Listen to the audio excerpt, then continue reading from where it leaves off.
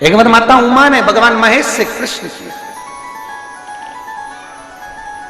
और भगवान महेश से प्रश्न कर कर कहा कि देवादिदेव महादेव, मेरे मन का एक छोटा सा संशय आप समाप्त कर दीजिए। मेरा छोटा सा संशय आप उसको मिटा दीजिए। भगवान महेश ने, भगवान शंकर ने उमा से कहा, पूछो तुम्हारा संशय क्या है?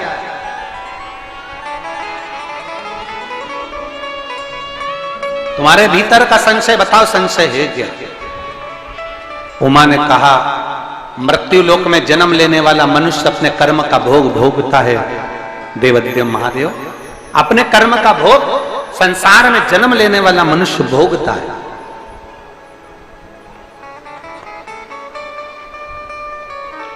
पर मान लो, उमा कह रही है भगवान महेश से, मान उसकी किस्मत में सुख लिखा ही नहीं है, उसके भाग्य में अच्छा लिखा ही नहीं है, उसके भाग्य में सुख है ही नहीं। उसको पूरी जिंदगी अपशब्द ही मिलना है, उसको पूरी जिंदगी आड़ा टेढ़ा ही मिलना है, उसको पूरी जिंदगी दुख ही, उसको पूरी जिंदगी दुख ही दुख मिलना है। मान लो उसकी किस्मत में तकलीफ ही तकलीफ लिखी है, दुख ही दुख लिखा है, कष्ट ही कष्ट लिखा है, और मानव देह उसको मिली है, तो वो जीव क्या करे? ये माता उमा महेश भगवान से करे, भगवान शिव से। आप लोगों ने उमा महेश की कथा अपने जीवन में धारण करी कि नहीं करी वो हमको नहीं स्मरण है, पर एक बात का स्मरण करिएगा, ये जो कथा चल रही है ये गौरी शंकर चल रही है। इसके बाद में जो अमलेश्वर में कथा है वो कौन सी है? समर्पण शिव महापुराण कथा। उस समर्पण शिव महापुराण की कथा जब 2 तारीख को विराम हो जाएगी, तब उसके बाद में जो कथा 6 जून को प्रारंभ होगी सोलापुर महाराष्ट्र में, उस कथा का नाम रहेगा उमा महेश शिव महापुराण की कथा। उसको जरूर सुनो। सोलापुर में जो 6 जून से कथा होगी उसका नाम उमा महेश शिव महापुराण। उसको सुनना, श्रवण करना, उसको धारण करना है। उसमें इतने प्रश्न माता उमा ने भगवान महेश से करे हैं, और महेश भगवान शंकर उसका हर प्रश्न का उत्तर दे रहा है। भगवान महेश भगवान शंकर हर प्रश्न का।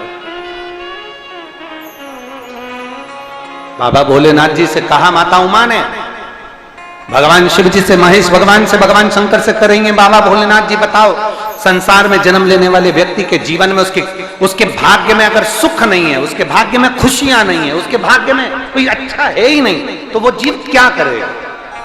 वो जीव क्या करेगा?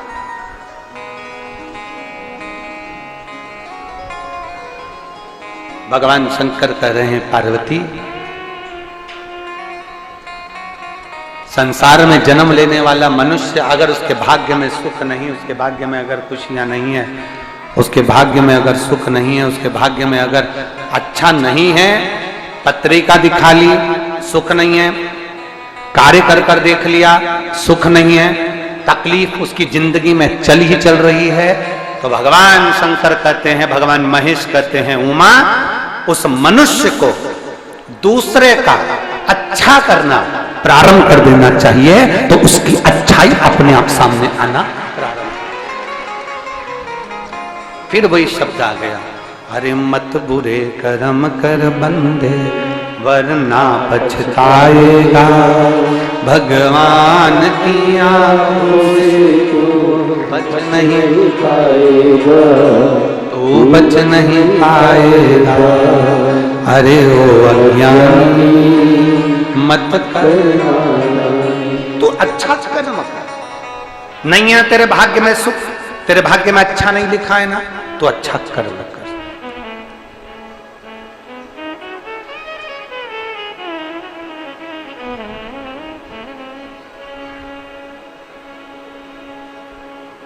आज थोड़ा सा हम कहेंगे, आप उसको, कई लोग उस पर हंसेंगे भी, और कथा होने के बाद लोग बाग उस पर ताने भी कसेंगे, ठीक है?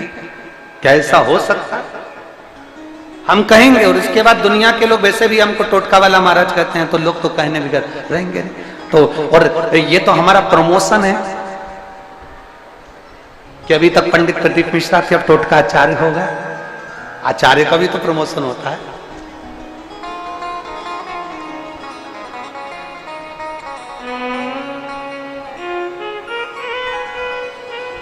जिसका खुद का मकान नहीं हो, खुद का मकान नहीं हो, किराए के मकान में रहते रहते जिंदगी बीत रही है, खुद का नहीं, और बहुत दुख का जीवन चल रहा हो, बहुत कष्ट का जीवन, बहुत अपना खुद का कोई मकान नहीं, मान लो प्लाट है पर मकान बन नहीं रहा, या कोई प्रॉपर्टी अपनी नहीं बन रही, तो हम इस व्यासपीठ से कहना चाहेंगे कि एक प्रयोग अवश्य करिएगा, एक प्रयोग अवश्य। अपने आसपास के 5-6 बेलपत्र के वृक्ष देख लीजिए, अपने आसपास के नजदीक के 5-6 बेलपत्र के बड़े बड़े वृक्ष देख लो या छोटे वृक्ष देख लो, उन 5-6 वृक्ष को धीरे धीरे उनकी सेवा करना प्रारंभ करो, उन वृक्षों को बड़ा करना प्रारंभ करो, उन वृक्ष के नीचे सफाई करना प्रारंभ करो, उन वृक्ष को जल देना प्रारंभ करो, उन वृक्ष को आप खाद देना प्रारंभ करो, उन वृक्ष की सेवा संभाल करना प्रारंभ कर दो, उस वृक्ष के नीचे बुआरी काटना प्रारंभ कर दो, झाड़ू लगाना प्रारंभ कर दो, उस वृक्ष के नीचे सफाई करना प्रारंभ कर दो, उस बेलपत्री के 5-6-7 वृक्ष को आप गोद ले लो। गोद लेना मतलब मैं इसकी सेवा करूंगा, मैं इसमें जल दूंगा, मैं इसके खाद दूंगा, मैं इसकी सेवा करूंगा, कुछ मत करो, बस केवल इस शरीर से उस बेलपत्र के वृक्ष की सेवा करना रोज प्रारंभ कर दो।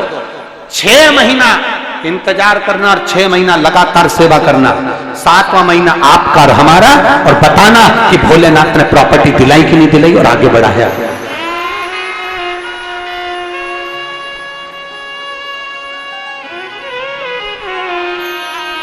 एक बेलपत्र का वृक्ष जिसके नीचे माता लक्ष्मी विराजमान होती है, एक बेलपत्र के वृक्ष के नीचे लक्ष्मी रहती है। दुनिया के लोग कहते हैं लक्ष्मी जी का दिन कौन सा है, बोलो जम के जल्दी से। शुक्रवार। दुनिया के लोग कहते हैं लक्ष्मी जी का दिन शुक्रवार है, पर माता लक्ष्मी से पूछा जाए कि तुम्हारी माता ख्याति देवी नारायण भगवान के साथ तुम्हारी शादी नहीं कर रही थी, शंकर को लक्ष्मी दे रही थी, तब तुमने भगवान शंकर से विनती करी, भोले बाबा मैं नारायण से प्रेम करती हूँ, भगवान नारायण से मेरा विवाह हो। तो माता ख्याति देवी से शंकर भगवान ने विनय कर कर कहा कि लक्ष्मी जी का विवाह नारायण के साथ कर दिया जाए। भगवान नारायण के साथ जब लक्ष्मी जी का विवाह हो गया, तब लक्ष्मी जी हाथ जोड़कर बोलती हैं, बाबा मेरा विवाह नारायण के साथ हो गया, पर मैं आपके चरणों की सेवा करना चाहती हूँ, बाबा आप कृपा करिए कि मैं क्या करूं आपके लिए। शंकर भगवान कहते हैं लक्ष्मी बस 2 चीजें कर दे, एक सोमवार के दिन तू मेरे मंदिर के दरवाजे पर चौखट पर बैठ जाना, और दूसरा प्रतिदिन शाम के समय पर तू बेलपत्री के पेड़ के नीचे बैठ जाना। जो तेरी बेल वृक्ष के नीचे सेवा करने आए, जो शंकर जी के मंदिर में सोमवार को जल चढ़ाने आए, उसका जो पात्र जल चढ़ाकर जब वो घर लेकर जाए, उसके पीछे पीछे पात्र के पीछे पीछे तू जाना और उसके घर में लक्ष्मी का भंडार भरकर आए। लक्ष्मी बेलपत्र के वृक्ष के नीचे तू विराजमान हो जा, उस बेलपत्र के वृक्ष के नीचे जो बुआरी लगाए, सेवा करे, चाकरी करे, एक बेटी को जैसे बड़ा करते हैं वैसे बेलपत्री के वृक्ष को जो बड़ा करे, बेलपत्री के वृक्ष का जो पालन करे, पोषण करे, उसकी संभाल करे, उस बेलपत्री के वृक्ष को जैसे जैसे वो उन्नति करे, वैसे वैसे उसके घर में समृद्धि बढ़ते जाए, उसके घर में वैभव बढ़ते जाए। ये शंकर भगवान माता लक्ष्मी से करे, भगवान शिव माता लक्ष्मी से करे।